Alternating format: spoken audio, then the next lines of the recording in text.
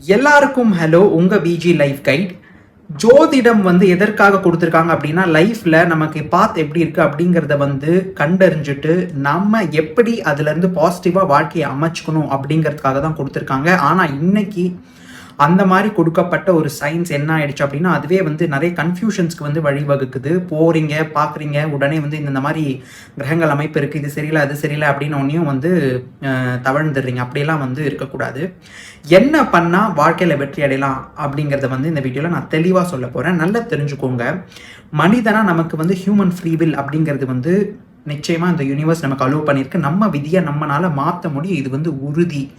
ஜோதிடத்தில் என்ன மாதிரி அமைப்புகள் இருக்குன்னு பார்க்குறோம், ஆனால் அது இறுதி இல்லை. எப்படி நம்ம மாற்றலாம் அப்படின்னா, எல்லா முயற்சிகளும் ஒரே கோட்டில் ஒரே நேர்கதியாக நம்ம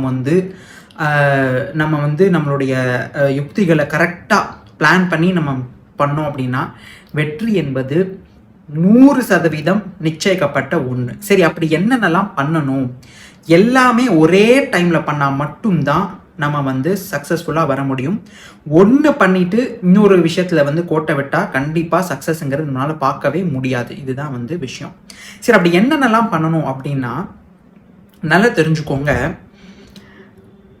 பக்தி முறை யோகம் அப்படின்னு சொல்லி கடவுளை வழிபடுற ஒரு விஷயத்தை கண்டிப்பாக மனிதனாகிய நாம பண்ணும் பொழுது, அந்த இறைவனினுடைய அருள் கிடைக்கும் பொழுது நிச்சயமாக நம்மளுடைய கர்ம வினையிலிருந்து நம்ம மீண்டு வர்றதுக்கான சாத்தியக்கூறுகள் அதிகம். ஸோ பக்தி யோகத்தின் மூலமாக இறைவனை வழிபடுதல், கர்ம யோகத்தின் மூலமாக நாம் நிறைய நல்ல வினைகளை செய்கிறது. முக்கியமாக அன்னதானம், மற்றவர்களுக்கு நல்லது கருதுதல், அன்றாட டியூட்டியை கரெக்டாக பண்ணிட்டு வர்றது, எந்த ஒரு ஃப்ளக்சுவேஷனும் இல்லாமல் நம்ம பண்ணிட்டு அது இன்னொரு ஒரு பெஸ்ட் ஸ்ட்ராட்டஜி அது.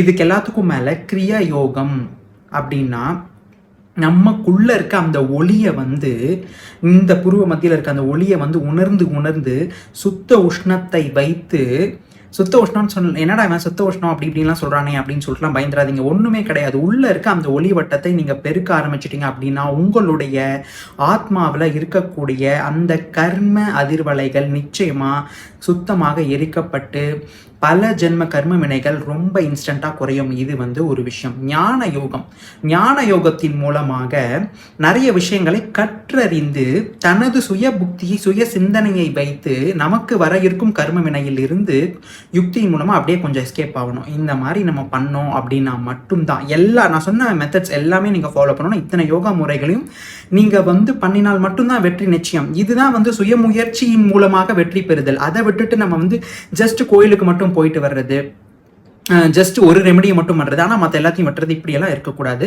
இந்த மாதிரி இருந்தால் வெற்றி என்பது நிச்சயிக்கப்படாத ஒன்று. இதை நீங்கள் தெரிஞ்சுக்கணும். அதுக்கப்புறம் பரிகார முறைகளில் எந்தெந்த விஷயத்தெல்லாம் நாடணும் அப்படிங்கிறதையும் சொல்கிறேன், கேட்டுக்கோங்க. முதலாவது நியூமராலஜி. உங்களுக்கு ஒரு சில விஷயங்கள் ஜாதகத்தில் அமைப்பில் இல்லை அப்படின்னாலும் நிச்சயமாக அதை நம்மளால் அமைச்சிக்க முடியும். நம்பர்ஸை யூஸ் பண்ணி, நம்பர்ஸ் ஒரு பிளானட்டினுடைய வைப்ரேஷனை கிரகிச்சு அந்த ஒரு பாசிட்டிவான உங்களுடைய லக்னத்துக்கு பாசிட்டிவாக திரிகோணம்னு சொல்லக்கூடிய 1, 5, 9 கூடிய ஒரு பாசிட்டிவாக இருக்கக்கூடிய பிளானட்ஸினுடைய அதிர்வலைகளில் நீங்கள் நம்பர்ஸ் வச்சு யூஸ் பண்ணும்பொழுது நிச்சயமாக வெற்றி உண்டு. அதற்கடுத்து இதே மாதிரி உங்களுக்கு சப்போர்ட்டிவாக எப்போவுமே 4 பிளானட்ஸ் இருக்கும் உங்களுடைய லக்னத்துக்கு ஏற்றாற்போல்.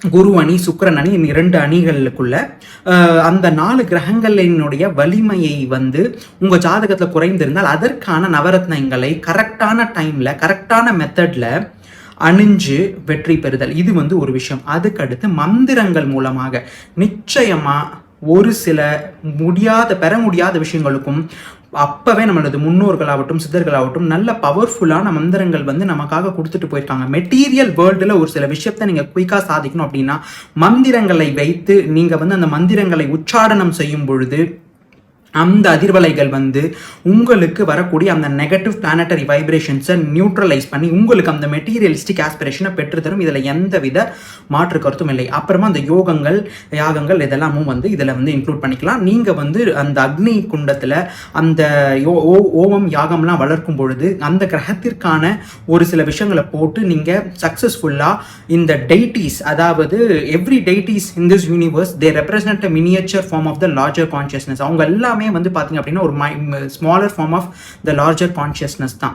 இது வந்து உங்களுக்கு புரியாத மாதிரி தான் இருக்கும். சிம்பிளாக உங்களுக்கு எப்படி சொல்லணும் அப்படின்னா, இங்கே வந்து இந்த உலகத்தில் இந்த பிரபஞ்சம் வந்து மொத்த பிரபஞ்சமும் ஒரே ஒரு துகள்ல இருந்து தான் உருவாயிருக்கு. அப்படி உருவான இந்த பிரபஞ்சத்தில் நிறைய ஒரு விஷயத்திற்கும் ஒரு மெட்டீரியலிஸ்டிக் விஷயத்துக்கும் ஒரு தெய்வங்கள் இருக்காங்க. அவங்கள வந்து நம்ம யாகங்கள் மூலமாகவும் ஹோமங்கள் மூலமாகவும் வழிபடும் பொழுது அந்த தெய்வத்தினுடைய அருளாசி நமக்கு கிட்டி நமக்கு வந்து பிளானட்டரி இது வந்து நமக்கு அதை அலோவ் பண்ணலை அப்படின்னாலும் அதை வந்து நம்ம பெற்றுக்கலாம். இது வந்து இன்னொரு சூக்ஷ்மம்.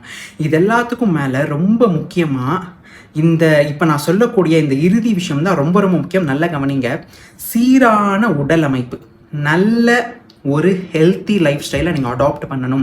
இது எல்லாத்தையும் பண்ணிவிட்டு எனக்கு ஹெல்த் இல்லை, நான் வந்து ஒரு லைஃப் ஸ்டைலில் எனக்கு சரியில்லை, ஒரு செடன்ட்ரி லைஃப் ஸ்டைலில் இருக்கேன், நான் வந்து ஒழுங்கான ஃபுட்ஸ் எடுத்துக்கிறது இல்லை, ஒழுங்காக நான் தூங்குறது இல்லை, ஒழுங்காக நான் எக்ஸசைஸ் பண்ணுறதில்ல, என்னுடைய உடல் ஆரோக்கியத்தில் வந்து எனக்கு குறைபாடு இருக்குது, நான் உன்னால் எந்த ஒரு விஷயத்தையுமே அனுபவிக்க முடியாது. இது வந்து எழுதப்பட்ட உண்மை. ஸோ உடல் ரீதியாக நல்ல ஒரு பாசிட்டிவான ஒரு நல்ல ஒரு ஹெல்த்தை வந்து நம்ம அமைச்சுக்கணும்.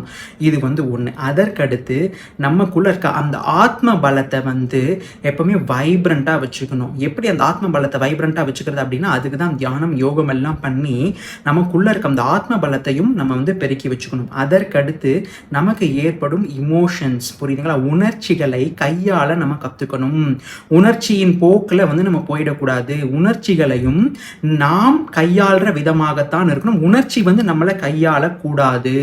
உணர்ச்சிகள் நம்மளை கண்ட்ரோல் பண்ணக்கூடாது. நாம தான் உணர்ச்சிகளை வந்து கண்ட்ரோல் பண்ணணும். உதாரணத்துக்கு நீங்க கோபம் அடைந்தீங்க அப்படின்னா, கோபமை வந்து நீங்க உணர்றீங்களே தவிர நீங்க கோபம் ஆகல. நீங்கள் கோபம் இல்லை, கோபம் வந்து உங்களை பீடிக்கல, கோபம் என்ற உணர்வை நீங்கள் வந்து அந்த மொமெண்ட்ல உணர்றீங்க. இந்த மாதிரியான உங்களுடைய கான்ஷியஸ்னஸையும் உங்களுக்கு ஏற்படக்கூடிய அந்த இமோஷனையும் நீங்க கொஞ்சம் பிரித்து பார்க்க ஆரம்பிச்சிங்கனாலே உங்களுடைய உணர்ச்சிகளை ஈஸியாக நீங்க வந்து மாஸ்டர் பண்ண ஆரம்பிச்சிருவீங்க. இந்த மாதிரியும் பண்ணி நீங்கள் வந்து உங்களுடைய பிராண சக்தி, உங்களுடைய சிந்தனைகள், உங்களுடைய உணர்ச்சிகள், அதற்கடுத்து உங்களுடைய உடல் அமைப்பு, இது எல்லாத்தையும் நீங்கள் வந்து சீராக வைத்திருந்தால் 100% நீங்கள் இந்த உலகத்தில் நீங்கள் பெறணும்னு நினைக்கிறத யாராலையுமே தட்ட முடியாது.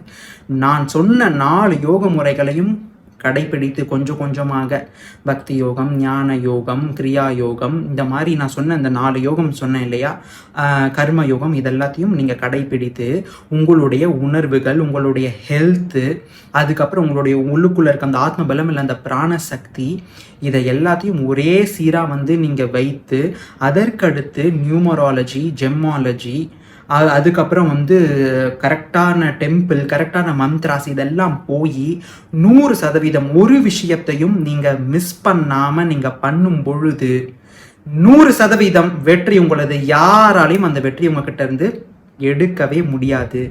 இதை வந்து நான் என் லைஃப்பில் எந்த ஒரு விஷயத்தையும் அனுபவபூர்வமாக நான் வந்து பண்ணதுக்கப்புறம் மட்டும்தான் அதை வந்து ஷேர் பண்ணுவேன்.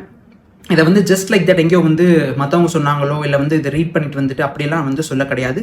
முழுமையாக என்னுடைய லைஃப்பில் நான் இதெல்லாம் பண்ணி நான் வந்து நிறைய பெனிஃபிட் ஆகியிருக்கேன்.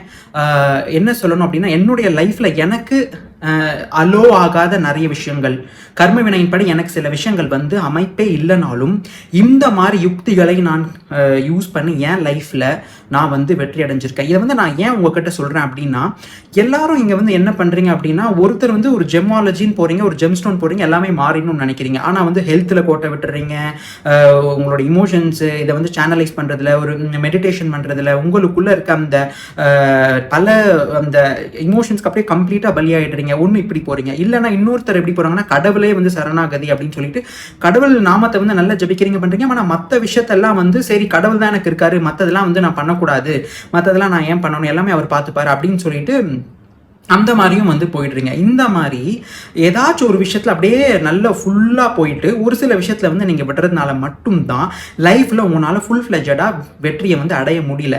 இதே மாதிரி தான் நானும் இருந்தேன். இந்த ஒரு பாதையும் வந்து நான் ஒரே நாளில் கற்றுக்க கிடையாது. ஒரு பாதையும் வந்து நான் எக்ஸ்ப்ளோர் பண்ணி ஒரு விஷயத்தையும் நான் வந்து பண்ணிட்டு வந்தேன். ஆனாலும் எனக்கு வந்து சக்ஸஸ்ங்கிறது வந்து கிடைக்கல. நான் வந்து அப்போ யோசிச்சுட்டே இருப்பேன், என்னடா இது நம்ம வந்து இந்த ஃபஸ்ட்டு இந்த மந்திரம்லாம் படிக்கிறோம், இந்த கோயிலுக்கு போகிறோம், என்னென்னமோ பண்ணுறோம், ஆனால் எந்த ஒரு ரிசல்ட்டும் இல்லையே அப்படின்னு நான் வந்து ரொம்ப இதுக்குள்ளே போய் எனக்குமே வந்து நிறைய லைஃப்பில் வந்து பல விதமான ப்ராப்ளம்ஸ்லாம் வரும்பொழுது தான் நம்ம வந்து நிறைய கற்றுப்போம் இல்லையா. When ever you are broken it is at that point in time light can deeply penetrate through you அப்படிங்கிற மாதிரி அந்த டைமில் நான் எக்ஸ்பீரியன்ஸ் பண்ண பல விஷயங்களை தான் வந்து உங்ககிட்ட வந்து நான் ஷேர் பண்ணிகிட்ருக்கேன். அப்படி இருக்கிறச்ச என்னுடைய அந்த இஷ்யூஸ் தான் வந்து இந்த மாதிரி நிறைய விஷயங்களை வந்து என்னை தேட வைத்தது. அந்த மாதிரி தேடி ஒரு விஷயத்தையும் நான் வந்து தனித்தனியாக பண்ணப்போ எனக்கு சக்ஸஸ் கிடைக்கல. ஆனால் நான் வந்து எனக்குள்ள ஒரு ஒரு என்ன சொல்றது, ஒரு வைராகியம் மாதிரி இதை நான் பண்ணியே ஆகணும், இது வந்து எனக்கு வந்து இல்லை, ஆனால் அது வந்து நான் அமைச்சுக்கணும் அப்படின்னு சொல்லி எல்லா இடத்துலையும் தேடி நான் வந்து என் லைஃப்பில் எல்லாத்தையும் ஒரே டைம் இம்ப்ளிமெண்ட் பண்ணும்பொழுது நிச்சயமாக சொல்கிறேன், என்னுடைய லைஃப்பில் நான் எனக்கு அனுமதிக்கப்படாத பல விஷயங்களை வந்து என்னால் பண்ண முடிஞ்சது. இதுதான் வந்து உண்மை. நான் சொன்ன அனைத்து விஷயங்களும் உண்மைதான். நல்லா தெரிஞ்சுக்கோங்க. பரிகாரங்கள் உண்மை, நீங்கள் மந்திரங்கள் உபாசனம் பண்ணுவது உண்மை, அதே மாதிரி நீங்கள் ஜெம்ஸ்டோன்ஸ் உண்மை, நியூமராலஜி உண்மை, கடவுளே சரணாகதி என்று இருப்பது உண்மை, நீங்கள் வந்து ஞான யோகத்தின் மூலமாக நிறைய விஷயங்களை கற்றுக்கிறது உண்மை, ஞான போதனை, எல்லா விஷயங்களும் இங்கே வந்து ஒரு விதமாக இந்த பிரபஞ்சத்தில் உங்களை வந்து நீங்கள் மேலோக்கி உங்களை நீங்கள் வழி நடத்தி இந்த கர்ம வினையிலிருந்து, இந்த கர்ம வினையின் பிடிப்பிலிருந்து நீங்கள் தப்பிச்சு நீங்கள் வந்து லைஃப்பில் மேலே போகிறதுக்கான ஒரு வழியை வந்து நிச்சயமாக இது எல்லாமே நமக்கு வந்து வகுக்குது அப்படிங்கிறது தான் வந்து நிசப்தமான உண்மை. ஸோ இது எல்லாத்தையும் நீங்கள் பண்ணீங்க அப்படின்னா 100% சக்ஸஸ் இஸ் யுவர்ஸ். இதை வந்து நான் இன்னும் டீப்பாக ஒரு விஷயத்தையும் எப்படி பிரித்து பண்ணுறது அப்படிங்கிறத வந்து இனிமேல் வரக்கூடிய வீடியோஸ் எல்லாத்துலேயும் நான் நிறைய சொல்ல போகிறேன். Stay tuned. Definitely it is my promise that if you follow all these things 100% you will succeed. With all good hopes, signing off, உங்களுடைய BG Life Guide. Take care. Bye bye.